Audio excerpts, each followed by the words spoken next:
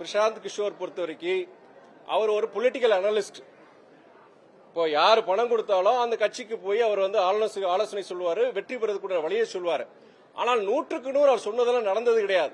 அப்படி இருந்தாலும் அவர் பீகார்ல அவர் சொந்த கட்சி, அவருடைய பிரசாந்த் கிஷோருடைய சொந்த இயக்கமே அங்க பீகார்ல படுதோல்வி அடைஞ்சிருக்கு. அதனால அவர் எல்லா நேரமும் அவர் பொறுத்த வரைக்கும் என்னன்னா, ஜெயிக்கிற குதிரையில பந்தயம் கட்டுவான்னு சொல்றாங்க இல்லையா, அதே மாதிரி தமிழ்நாட்டில் பொறுத்த வரைக்கும் இந்த அணி ஜெயிக்கதா, ஆந்திராவில் இந்த அணி ஜெயிக்கதா அப்படின்னு பார்த்துதான் அந்த கட்சியோட போய் அவர் இதை சேருவாரு. அதுல பல நேரங்கள் அவருடைய அவர் சொன்ன சிலதெல்லாம் வந்து தோத்திருக்கு, நடந்தது இல்ல. தமிழ்நாட்டை பொறுத்த வரைக்கும் ஒரு கருத்தை சொல்லியிருக்கிறாரு. அது பொறுத்த வரைக்கும் தமிழ்நாட்டுக்கு வந்து அவர் சொன்ன கருத்து வந்து எங்களுக்கு உடன்பாடு கிடையாது, அதுக்கு நடைமுறைக்கு அது சாத்தியம் இல்லைன்னு நான் சொல்றேன். தமிழகத்திலிருந்து உடனடியாக திமுகவை அகற்ற வேண்டும் விஜய் சொல்லியிருக்காரு. தமிழகத்திலிருந்து உடனடியாக திமுகவை அகற்ற வேண்டும் விஜய் சொல்லியிருக்காரு. அன்பு சகோதரர் நம்முடைய விஜய் பொறுத்த வரைக்கும் ஒரு மிகப்பெரிய ஒரு நட்சத்திரம்.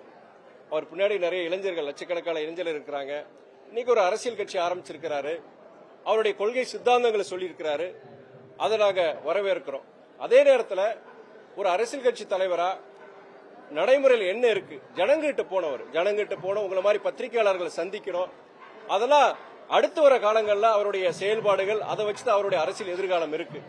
இதை பொறுத்த வரைக்கும் அவருடைய ஒரு எதிர்கட்சி தலைவரா, இந்த அரசாங்கத்தை எதிர்க்கிற ஒரு கட்சியின் தலைவரா அவருடைய கருத்தை சொல்லியிருக்கிறாரு. பட் அது வந்து என்னன்னா, அடுத்து வர காலங்களில் ஜனகம் தீர்மானிப்பாங்க இந்த அரசாங்கம் நல்லா செயல்பட்டு இருக்கா, செயல்பட தேர்தல் 2024 தேர்தல் வரப்போது மக்களுக்கு உண்டான தீர்ப்பு கொடுக்க போறாங்க.